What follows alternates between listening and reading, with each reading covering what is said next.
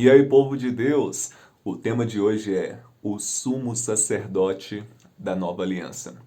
Bom, sacerdote você sabe muito bem que era o papel que era exercido por um homem lá no passado, por homens lá do passado, descendentes de Arão, irmão de Moisés, você lembra disso.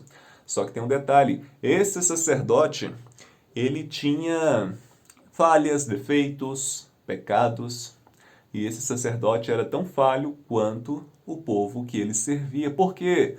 Veja, o sacerdote ele tinha como dever, como obrigação, fazer mediação entre o povo e Deus. A Bíblia fala assim, que não eram os israelitas que sacrificavam, eram os sacerdotes.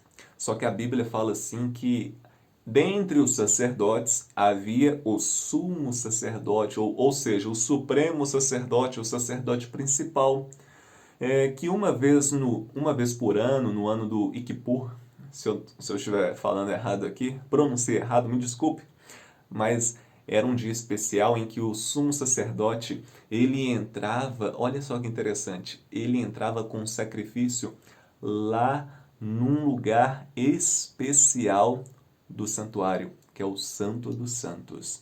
Só que você sabe muito bem que o livro de Hebreus, ele fala assim, que o santuário terrestre, na verdade, ele seguia os parâmetros de um santuário celestial. Então nós podemos deduzir que, de fato, aquilo que foi orientado para os israelitas fazerem, na verdade, se tratava de sombra daquilo que realmente está no céu, ou seja, o santuário celestial. E já que no santuário terrestre havia o sacerdote, o sumo sacerdote, no santuário celestial também temos o sacerdote e o sumo sacerdote. Só que tem um detalhe: o sumo sacerdote que temos lá no céu não é um sacerdote com pecados, defeitos, falhas, não. Esse sacerdote, a Bíblia fala que é o próprio Jesus. Então veja que interessante. A Bíblia, portanto, nos fala assim que Jesus, ele é o nosso sumo sacerdote e ele também é o nosso sacrifício. Por meio do seu sacrifício, ele adentrou no Santo dos Santos, no santíssimo lugar do santuário celestial.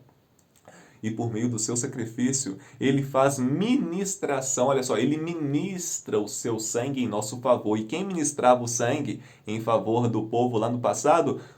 O sacerdote, o sumo sacerdote.